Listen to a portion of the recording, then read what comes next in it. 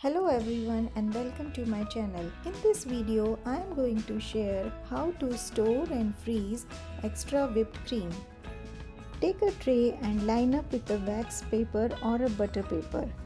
You can use any tray or plate which can fit into your freezer. Here is the extra whipped cream which I want to freeze it for later use. I am going to use a big spoon to make the portions. However, you can use ice cream scoop or you can use even a piping bag. Just make sure your whipped cream is of this consistency and it should be fluffy when you are placing it. Leave some space in between so that it will be easier while taking them out.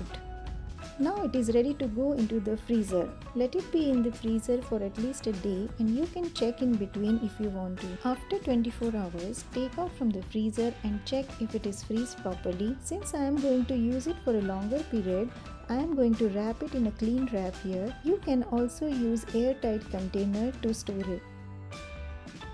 Take it out gently using a spatula and cover it with a clean wrap from all the sides. Just put it into a Ziploc bag or a freezer bag and keep it aside.